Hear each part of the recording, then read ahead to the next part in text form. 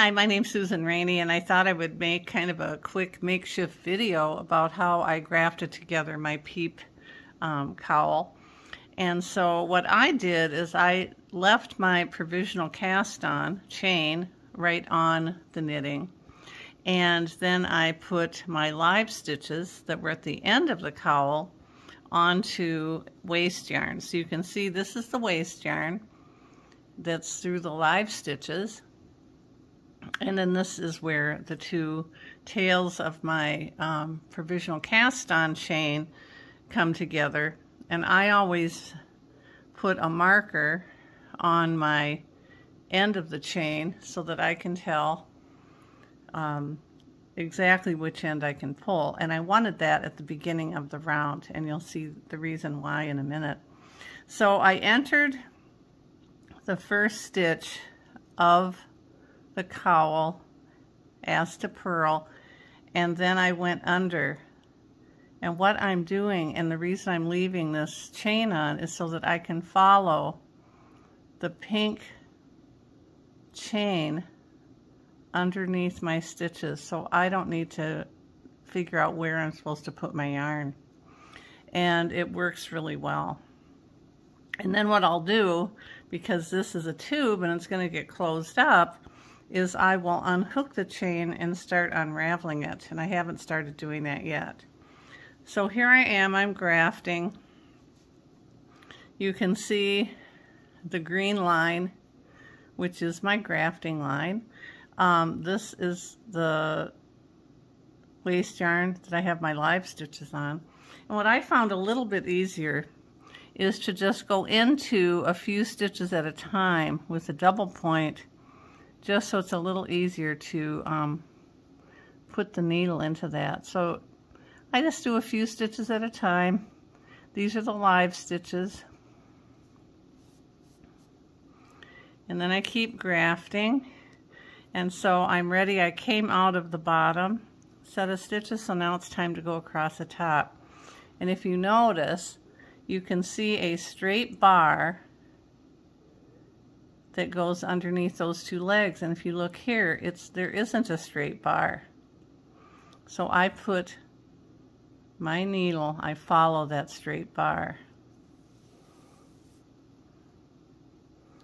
And then the bottom, I graft normally. I go in and out like that. So that's all there is to it. I just go in, follow the line. I don't, if you know, I don't go into that spot where there's a space there. They break. I'm following the stitches. And I go under like that. And what I found is that it's just much easier to do this grafting without all the needles hanging down. I found that very distracting. I'm also grafting across color work. You can see I've got green and orange stitches along here. That doesn't matter. Whatever on that waste yarn, I just graft. So it doesn't matter that it's across the live stitches. Then I'll go back and adjust the sizes. I can do that after, once I pull out my chain. So what do I do with the chain? So I start where I ended. So that's where this comes into play. And I take this off. And the reason I want to do it this way is so that I can pull it out as I go, because at the end this thing is getting closed and closed and closed. Well, I don't know why I can't do this.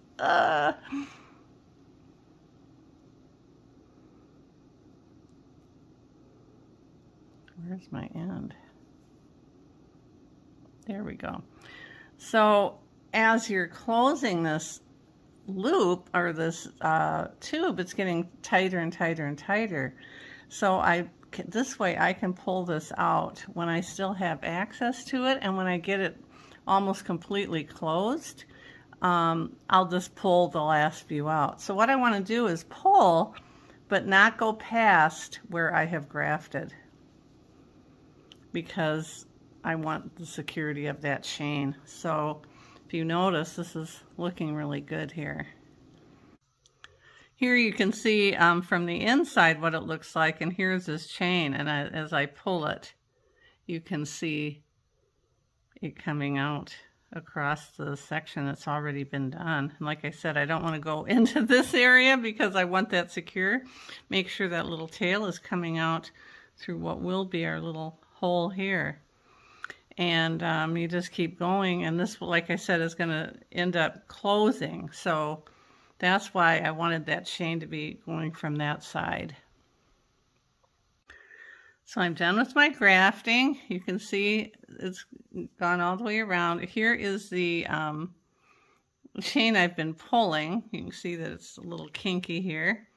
So I'm just going to pull it and hope it worked. So, of course, it's catching on something.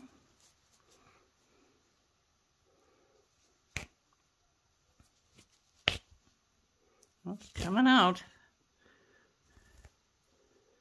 Okay, there we go. And